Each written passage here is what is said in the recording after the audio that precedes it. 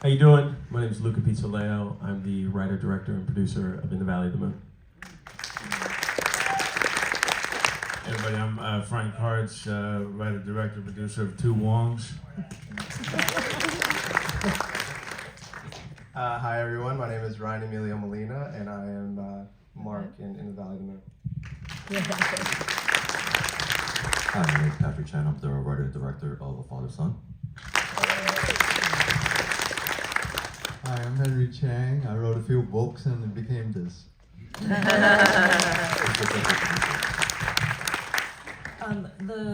I feel like the best question to start with is how did you come up with the idea, or what was the inception for your film?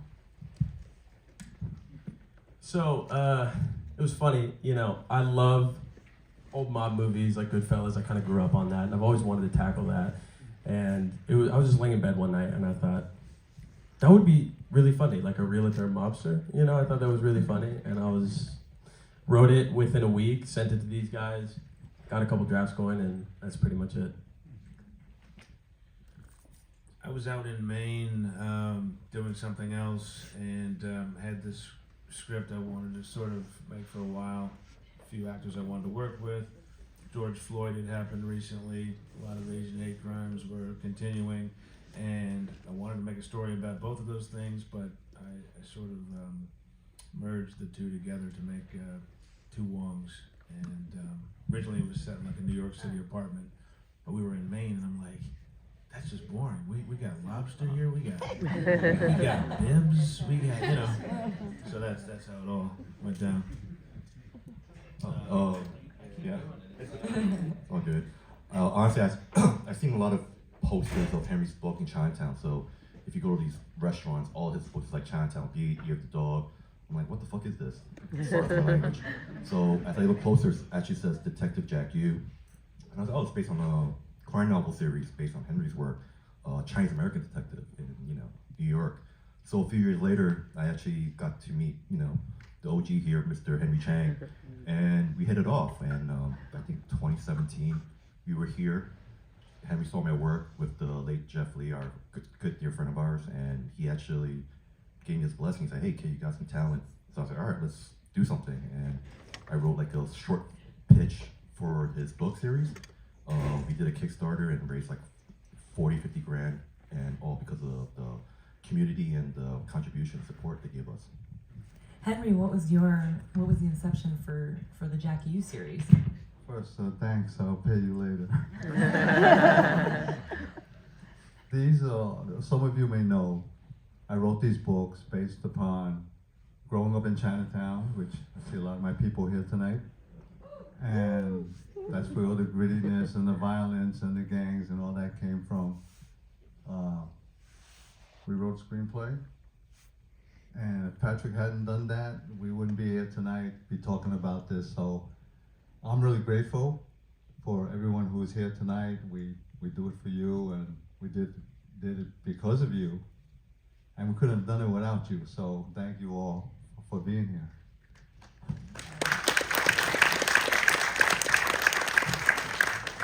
So one of the themes I felt throughout the films was violence. Some films chose to show it, and some films chose not to. And I was wondering, how did you make that decision as a filmmaker, or in the writing process, to show or not to show, and to what extent, and did that affect your filming at all?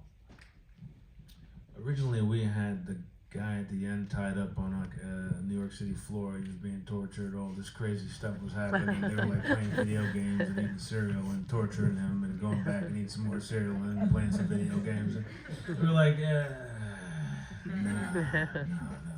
no. We gotta break this circle at some point. And it just seemed like everybody's going back to their tribes. And, somebody does something and somebody does something else to somebody, and I was just over it at that point. I said, what if these two dudes travel all the way to Maine to get this revenge, and then after their pancakes and their lobster or whatever, they say, my mom's out here, F this.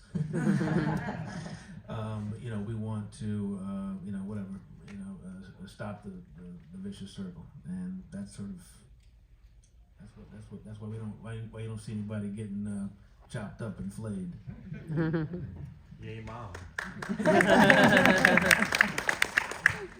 Well, you know, our film was decently violent.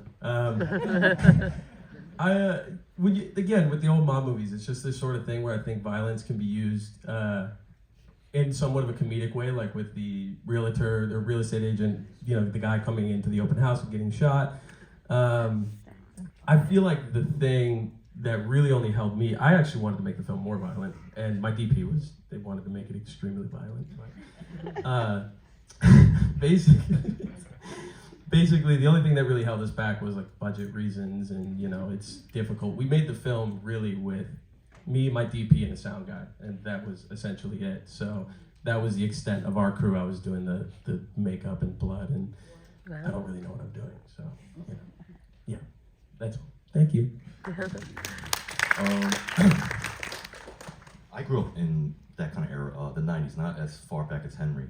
Henry actually grew up during his times, and he's seen the witness of the gang turf wars and stuff like that. Mine was like the last generation, but so I witnessed those violence, and I didn't really want to portray too much of it because Hollywood tends to glorify Chinatown or the Chinese community, especially the black community, like how they're very like gangster type. I wanted to show like the human side nature of it, like how does this affect our community and what the repercussion of joining a gang. Like, does the family break down? Do they even have a family?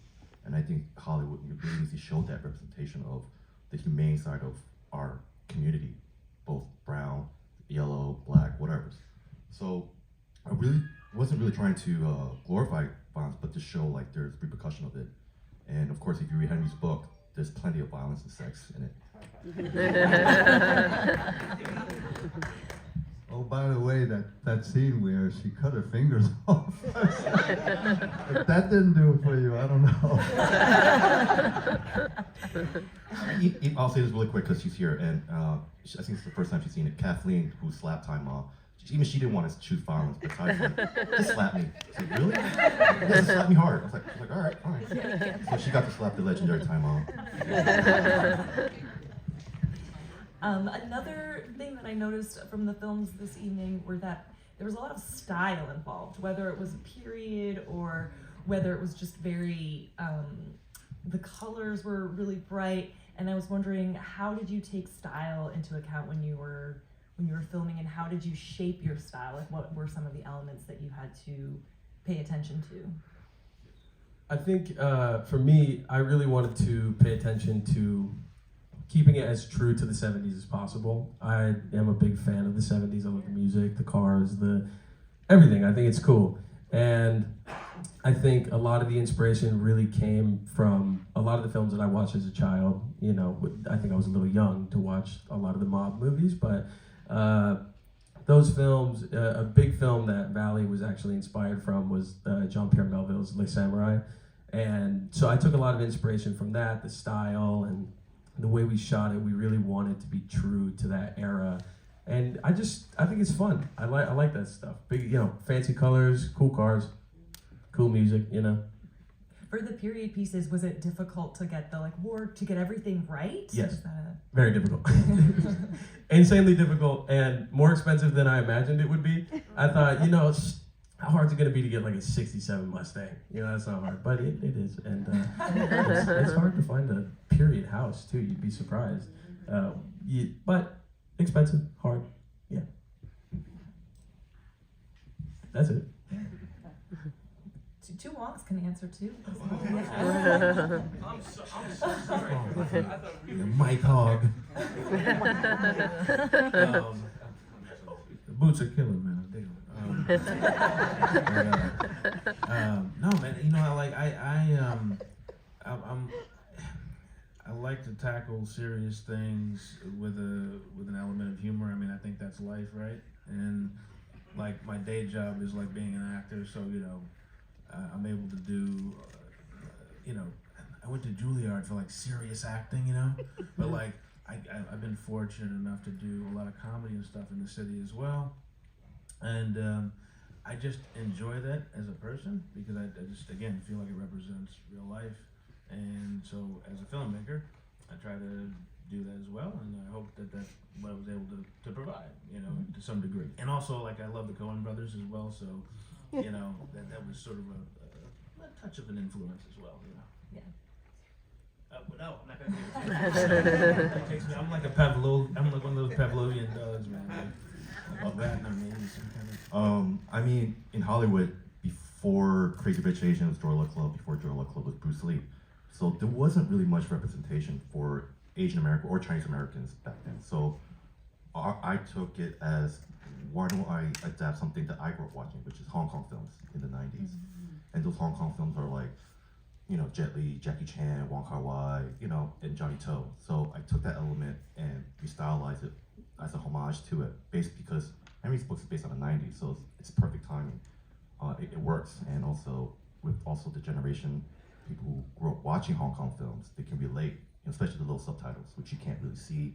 It's tiny and stuff like that. So, cause you know, we watched VHS, there was no DVDs, so if you missed out, you missed out. So yeah, the stylizing was actually inspired by Hong Kong films. Was there a challenging set piece or prop or something to find? Because 90s is also. That's not my job. That's Wayne Lee's job right there. Oh. Yeah, Wayne Lee's our production designer. He's amazing. He's been doing the Paper Tigers, and he did Leon. So get yourself a production designer. That typewriter, man. Oh no, that one was actually given by the 5th Precinct. Yeah. They went to the 5th Precinct and they were like, "What you guys doing?" I'm like, "A cop story." Like, "Oh, here's some crap."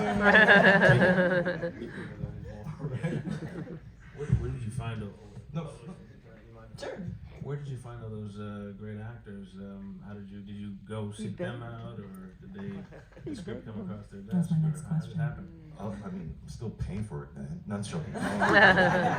No. Henry and Ty, they go way back. Very surprising, they knew each other since they were 19.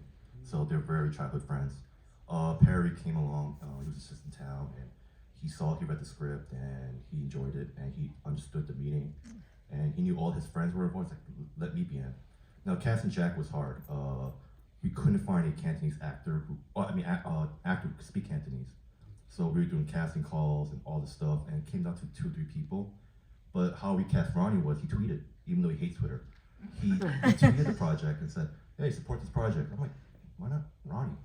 And then our good friend, my good friend Shuhei Kinoshito, who's here, introduced us. He read the script, read the side, auditioned, and we were like, "You know what?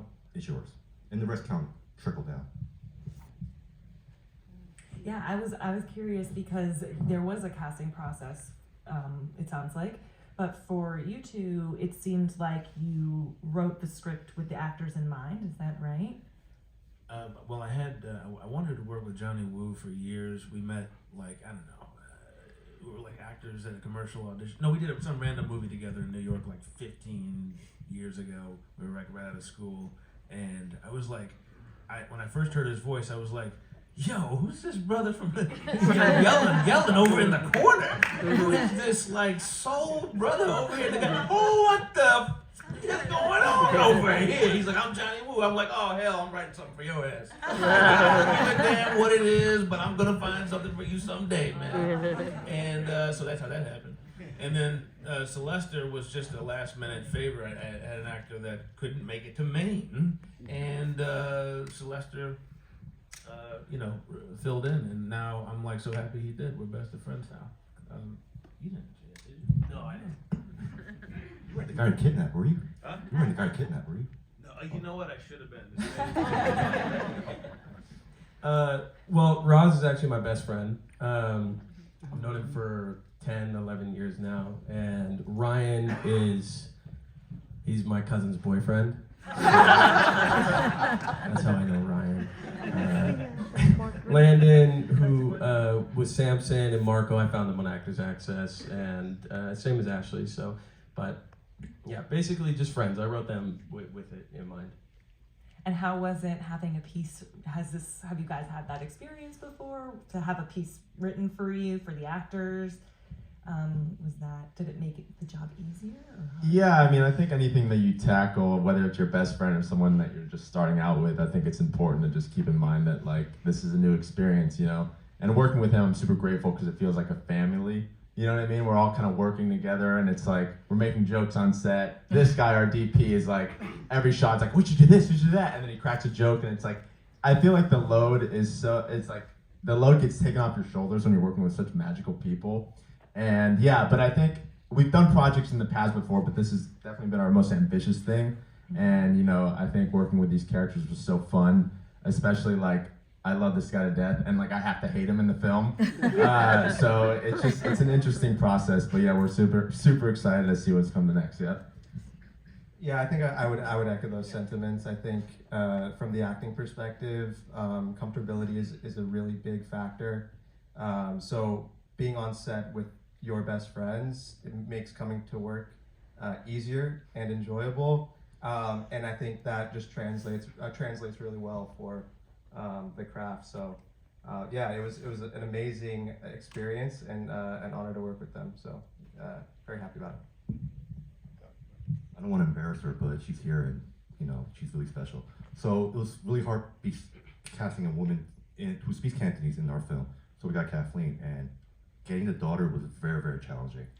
So I was like, do I know anyone? And Kathleen's like, I have a daughter. Like, really? How old? And Manny came, and Manny's right here. She's thinking of Manny, come on.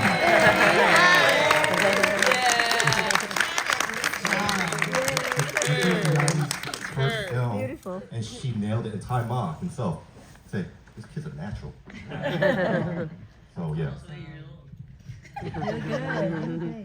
I find that often I hear that filmmakers talk about how the end product is somehow different than the original inception, or how things can challenge that. And I'm wondering, were there any moments like that for you? I guess, Wong, you already talked about how the violence factor. Was there a moment when either it changed and it worked out really for the best, or when you were like, no, I'm going to make sure the initial idea is still there? The film changed drastically throughout the process. So I initially wrote it as just a 10-page script, and it was just him and Ryan. Those were the only two characters. And my cousin, who actually works in the industry, she gave me some sound advice that, you know, you should really focus on making the story deeper and bringing in some backstory elements, because it's more engaging and more enjoyable for the audience rather than leaving everything so vague and up to the imagination. So I wrote many variations of the film, and then even up until the very last moment, we shot a completely different ending. So the ending was he walks up to the door, and two people coming into the open house see him. It's like a husband and a wife, and she screams, and then he runs away. And it was maybe 3 days before our last shoot day, and I was like, he's kind of a piece of shit in the movie.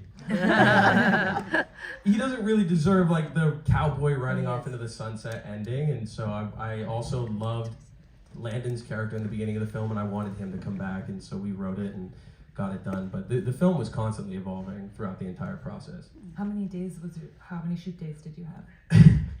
So we actually shot the film twice. So we shot, the first time I shot the film, and then it looked awful. So then my good friend Jeremy, who's the DP, give it up for Jeremy. He was filming a show in Europe, and he came back and I said, man, can you please help me save this movie, because I'm like in deep and I would really hope we can do it. And I said, let's just do a couple shoot days, just fix some stuff. We ended up shooting the whole thing twice, so that's I would think 12 shoot days total. Okay. 13 maybe. Yeah. Yeah, I already mentioned that, basically the big thing for me was I wanted to keep the story as it was, but we switched the setting from New York City apartment to like outdoors in Maine. And, but I just wanted to just make a statement. I know you guys have a lot of blocks and, the festival and all that, but this is, I feel so special and so honored to be a part of this particular block. I feel like everybody had such a unique vision and really brought their hearts to it and had great casting and all around just product and so thanks for putting us together. Heck yes, I agree. Great block. Oh, my turn. What was the question, Chief? I'm sorry. Did things change? Did things change from your original idea to the final product? Or if they didn't, was there anything where you that was like people were trying to get you to change it? You're like, no, I really want this to stay. As No. I think everyone respected the material. Maybe we changed a little. We tweaked a few things just for budget and schedule, but I think the story itself is 90% what's written there, and plus I asked Henry's permission, like, is this okay with you, because this is the characters, the stories, like, I just want to get your blessing. But I did write one original draft called The Dragon's Den, and I didn't like it because it was just too focused on gang and rape and all the stuff that Henry might enjoy, because that's just, you know, but I just felt it didn't do much justice to Detective Jack Yu. It really focused on the gangs itself, so I scrapped that idea. It's still in the final draft cloud somewhere. But yeah, that's what you saw is what you get. Yeah. Cool. Awesome. I'd like to open the floor up for any audience questions if anyone has any. Anyone? Yeah, please. Okay, I have two questions, okay? In terms of the two Wongs, I noticed when you were eating at the table, there was a pair of scissors. Normally, you don't have a pair of scissors when you're eating lobster. Was there any particular reason why the scissors were there? Those are lobster shears. They were like scissors. Yeah. They're all lobster I'm gonna get you shears, some though. good lobster. I'm gonna take you out. We're gonna go get ask my wife. She's cool with it. I'll take you to get some good lobster. Okay. I'm gonna show you a pair of shears. All right. Now my other question was, in terms of the movie that Thomas was in, I thought the gunshots were very loud. Was that intentional? Yeah, definitely. You know. I know it's the 70s, you know, but usually when you watch a movie, it isn't so loud. Well, I wanted to scare you. I heard you scream from the front. Well, I didn't scream, but I might have went, Yeah, I heard a couple screams. No, it was fun. I like that. yeah. Okay, well, I like that, you know. It was very nice. Thank you very much. Anyone else? Up in the back. This is for a father's son. We've been to the two blocks so far, each to the festival, and both had film that was filmed in Upkeep. Is that the name of the restaurant, right? Is there something about that? Is that restaurant a very friendly film?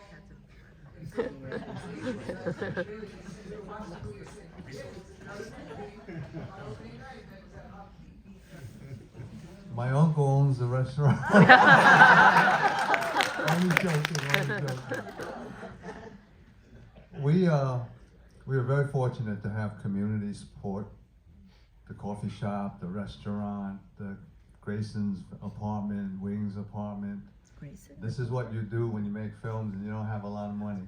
So you beg your friends and you go to all these places, and they were gracious enough to say, okay, you know, we believe in what you're doing. And they let us use their places, and we got the actors came aboard for basically nothing. Nobody made nothing on this, so you know, really, but we got that message out, and I think it serves all the people and the community in terms of representation. So, you know, we're happy that we got it done.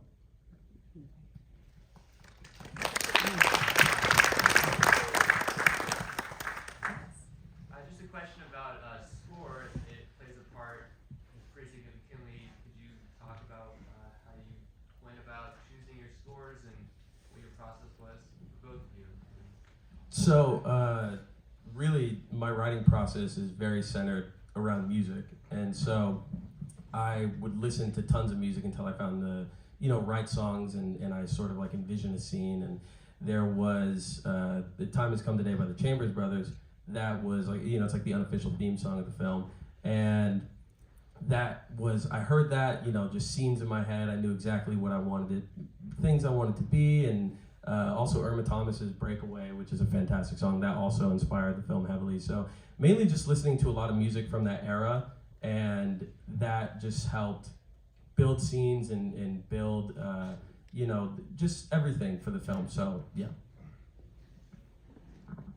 You must have spent a few dollars on a couple of the songs. Yeah, like a little bit, you know.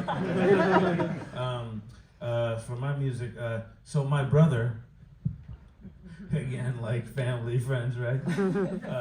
He's like, you know, he does this music thing. He's really good at it. So I said, I want something with this, like this Coen Brothers flavor, and from like Fargo or whatever. I don't know. Like, listen to this, and then he made his own version of that, and so here we are. It just feels good to pass it. It just feels good. To answer your question, the credit goes to my composer Scott Chops John.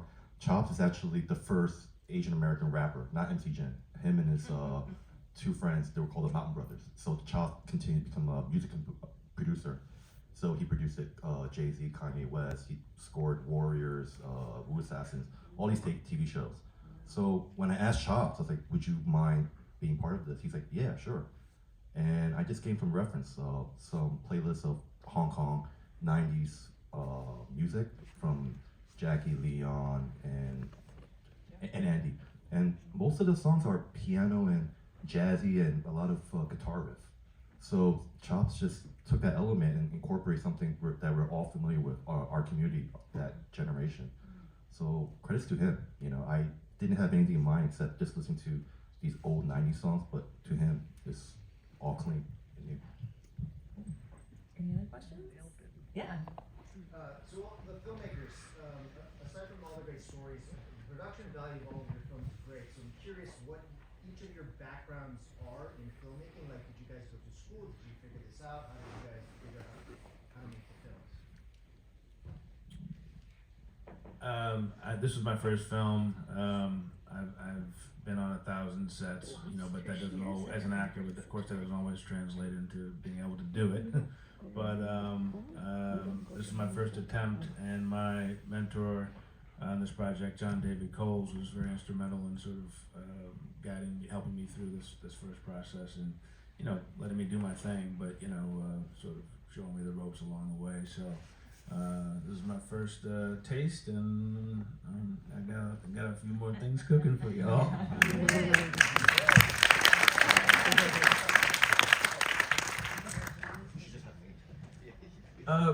Well, my background started very young, so I started filmmaking really ever since I was a kid. I've always wanted the camera, and when I first moved to LA, which was maybe 10, 12 years ago, I started making short films, stop motion short films with my Legos, and those were really sick.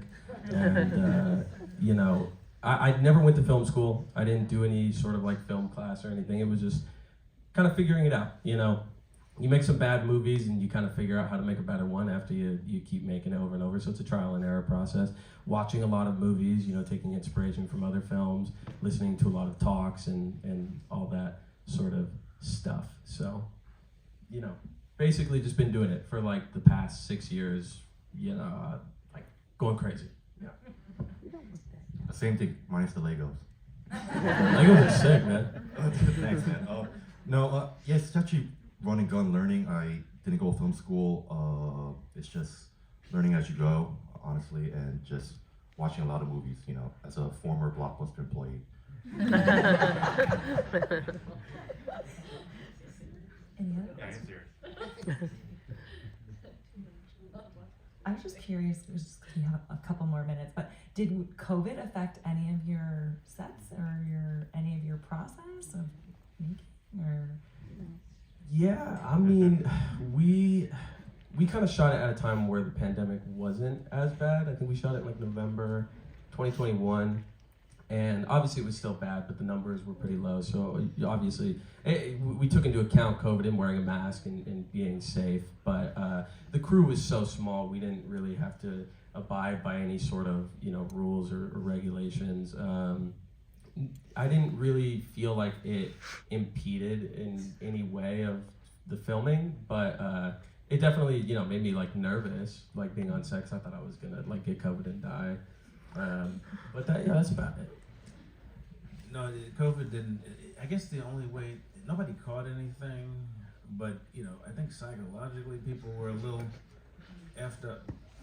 They were, we had to have some talks because you know, it was like summer of 2021, and you know, we were in Maine, and my man Johnny, man, he's wild, man, and we just I had to wrestle him a couple times, physically to the ground, and restrain him.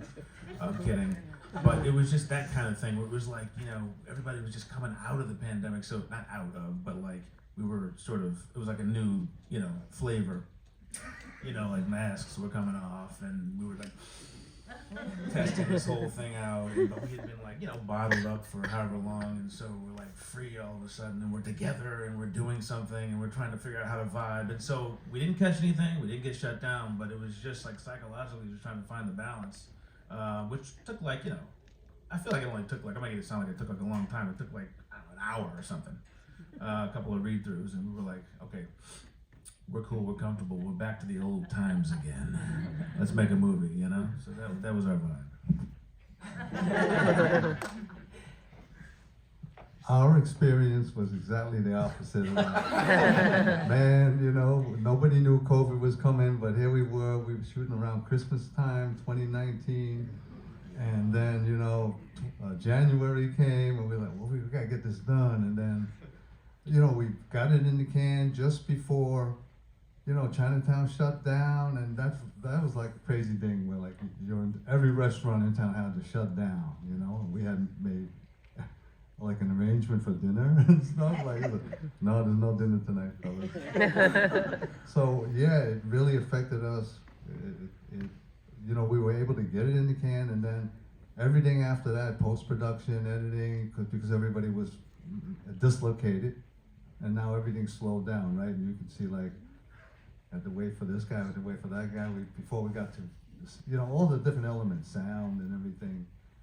It was pretty crazy. So we're just happy we got it done. We lost a couple of years like everybody else, but we're glad to see it on the big screen here tonight. It's really some kick-ass stuff. Well, thank you guys so much.